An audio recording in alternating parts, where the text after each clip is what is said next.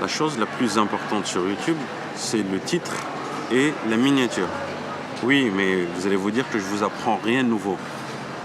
Dans une démarche où parfois les gens font leur vidéo, vont tourner une vidéo, vont scripter une vidéo YouTube et à la fin se dire tiens, quel titre je vais donner à cette vidéo, quelle miniature je vais lui faire, et bien en fait c'est peut-être le raisonnement inverse qu'il faudrait adopter, parce qu'en fait il y a plein de youtubeurs, il y en a plein, certains parmi ceux qui réussissent le plus, qui d'abord vont choisir leur titre, choisir leur miniature et ensuite décider de quel contenu vous allez faire pour répondre aux besoins de ce titre, de cette miniature. Parce qu'en fait, si tu veux, c'est la chose la plus importante. Donc, en gros, certains dans leur processus, c'est de se dire, tiens, ce titre-là me plaît pas mal, c'est sympa. Tiens, je pourrais lui faire coller telle miniature. Et puis après, dire, ok, la semaine d'après, tiens, on va tourner la vidéo. C'est, je sais pas, comme ça, dit comme ça paraît un non-sens, un vrai non-sens. Tu te dis, mais attends, mais c'est quoi ce délire? Je veux pas choisir le titre d'un film avant de le tourner. Je ne veux pas choisir la couverture d'un film avant de tourner ce film. Mais en réalité, ça fait tout son sens parce que tu as beau faire la meilleure vidéo YouTube. Et si elle a un titre naze, pourri, avec une miniature qui ne convient pas, bah, ta vidéo ne sera pas vue par beaucoup de monde. Donc, de plus en plus, moi-même, je choisis de mes titres en avance. Et ensuite, je me dis, ok, là, je vais faire telle ou telle vidéo. Alors évidemment, c'est pas parce que tu as un super titre, une super miniature, que ta vidéo va être vue des millions de fois. Ta vidéo, on va avoir du clic, les gens vont cliquer, les gens vont regarder, mais il y a aussi un critère qui est super important sur YouTube, c'est la délivrabilité.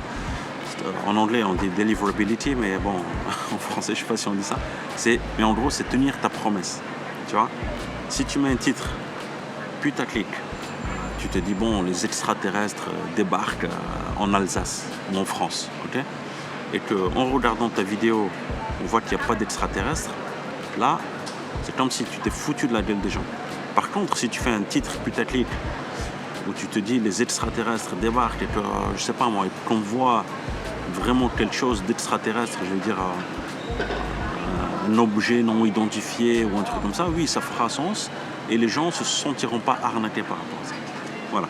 Bon, il y a un autre point important que j'aurais bien aimé aborder par rapport à YouTube, c'est aussi le fait que beaucoup de personnes aussi qui démarrent YouTube, en général, vont passer trop de temps sur des détails inutiles. Par exemple, faire un générique qui dure 20-30 secondes. Tu vois, déjà quand tu mets un générique dans ta chaîne YouTube qui dure longtemps, ben, dis-toi que les gens vont zapper. Franchement, ils vont zapper. Voilà, ça c'est un point. Le deuxième truc, c'est, moi je pense qu'il me surprend le plus, c'est parfois les gens font trop du contenu basé sur eux-mêmes. Tu vois, tu démarres une chaîne YouTube et tu commences à dire par exemple ma destination préférée de voyage, mon restaurant préféré, mais on n'en a rien à cirer, on s'en fiche complètement. Et en fait, les gens en ont rien à foutre. Voilà, tu n'es pas l'un des top 5 youtubeurs de France ou du monde, donc les gens n'en ont rien à cirer.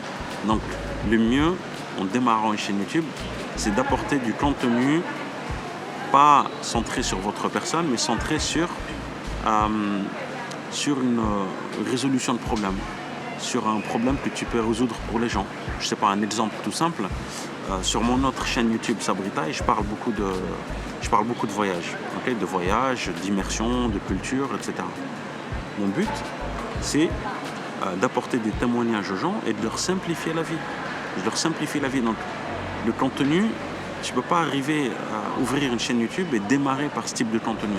Parce que il faut laisser du temps aux gens faut leur laisser le temps aux gens de s'adapter, de te connaître, de les fidéliser en gros, de les fidéliser. Et ensuite, tu pourras faire du contenu propre. Voilà, vous pourrez faire du contenu qui vous est propre sur votre personne. Mais quand les gens ne vous connaissent pas, le contenu qu'il faut faire, c'est tout sauf sur vous. Ça, c'est super important. Et donc, il y a le point suivant, moi, qui m'intéresse beaucoup à traiter, c'est quelle est la chose la plus importante quand on fait une vidéo YouTube. quand tu shootes une vidéo YouTube, ou peu importe la vidéo, que ce soit YouTube ou autre, quelle est la chose la plus importante? Eh bien, figurez-vous, la chose la plus importante, et ça j'ai mis du temps vraiment pour me rendre compte, c'est le storytelling, c'est-à-dire l'histoire que tu vas raconter. Tu vois, que tu prennes des photos, que tu tournes une vidéo, que tu veux partager avec des gens, avec ton entourage, que tu veux partager avec le monde, eh ben, ce qui va te connecter aux gens, c'est l'histoire que tu vas raconter. L'histoire que tu vas raconter, elle passe par beaucoup de choses. Elle va passer par des résolutions de problèmes. C'est super important. C'est pour ça que moi, dans mes vidéos, j'aborde toujours... voilà, c'est des problèmes. Voilà, on a des problèmes, on est des êtres humains, on rencontre tous des problèmes dans la vie qu'on essaye de résoudre chacun à notre niveau. Et c'est ça qui va créer une connexion avec les gens. Les gens, en regardant vos vidéos, doivent se dire, tiens, voilà, lui, il est comme moi. Donc moi, si j'étais à sa place, je pourrais faire face à ce type de problème. Et voici cette vidéo-là est là pour me montrer comment je pourrais me sortir de ça. Voilà, c'est ça le plus important. C'est-à-dire que n'importe quelle vidéo, je pense qu'elle doit être axée sur du storytelling, sur le fait de raconter une histoire qui va passer au travers de différentes étapes. Tu vois?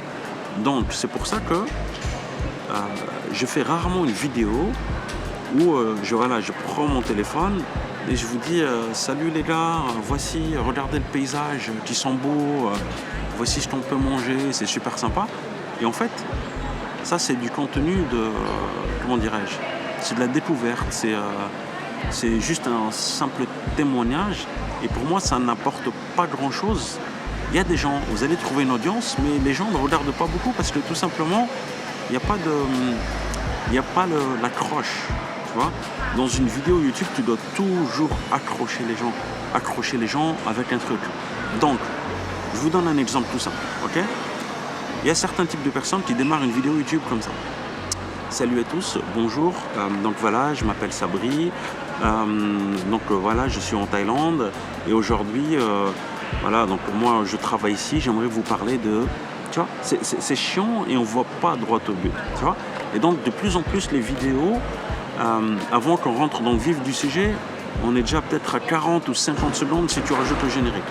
Donc imaginez un auditeur qui clique sur votre vidéo, il est toujours à 50 secondes et il ne sait toujours pas de quoi la vidéo va parler, il ne sait toujours même pas quel est le problème et en général c'est la raison pour laquelle les gens switchent. Voilà. Et les personnes, au départ en général, elles parlent d'elles-mêmes. Voilà. Si un auditeur ne te connaît pas ou que tu vas parler de toi-même, le mec ne te connaît pas, il en a un peu rien à cirer, tu vois. Donc la deuxième option, voilà, ça peut être ça. Aujourd'hui, je vais vous montrer l'hôtel le moins cher sur la ville de Bangkok ou un autre truc assez rapide. Aujourd'hui, je vais vous montrer 3 astuces pour hacker tel logiciel, par exemple. Tu vois, tu vas droit au but, il n'y a pas de bonjour, il n'y a pas de bienvenue sur cette vidéo, etc., etc. Et là, en fait, quand tu vas droit au but, les gens t'arrivent à les accrocher assez rapidement. Et tout de suite, les gens, en fait, vont regarder la durée de la vidéo. Ils se disent, ok, voilà, le monsieur me promet, cette vidéo me promet de résoudre mon problème sur les hôtels les moins chers, sur les restaurants les moins chers, sur comment hacker, je sais pas moi, comment hacker un logiciel, comment faire, enfin, plein de choses, okay, tout dépend des problématiques, contre 8 minutes de mon temps. Et là, en fait, c'est un deal. Et là, tu te dis, ok, est-ce que je regarde la vidéo ou je regarde pas la vidéo? Voilà. Donc ça, c'est juste mon petit partage assez rapide, juste sur comment je vois un petit peu les vidéos YouTube. Et pour ma part, un point sur lequel je travaille, je dis pas que je suis parfait, hein, loin de là. Je partage, voilà, j'aimerais juste partager un petit peu mes pensées par rapport à YouTube. Parce que voilà, je me forme assez régulièrement et mon but aussi, c'est de m'améliorer et de partager ça avec vous. Mon but, c'est de trouver aussi les meilleurs titres, de trouver les meilleures miniatures et d'essayer de raconter les meilleures histoires. Des histoires qui peuvent inspirer, des histoires qui peuvent accrocher et qui peuvent connecter avec une audience. Ça, c'est vraiment un point primordial pour moi. C'est de pouvoir connecter avec les gens et de partager avec eux des émotions. Parce qu'on est des êtres humains et une des façons de connecter avec les gens, c'est qu'on partage, voilà, qu'on transmette des émotions les uns avec les autres. Ça, c'est un point vraiment important. Dites-moi un petit peu les problématiques que vous rencontrez pour vos vidéos YouTube. Est-ce que c'est au sujet du matériel? Est-ce que c'est le fait d'être à l'aise ou pas devant la caméra? Est-ce que c'est le fait de ne pas savoir de quoi vous voulez parler? Parce que parfois on peut être en manque des thématiques.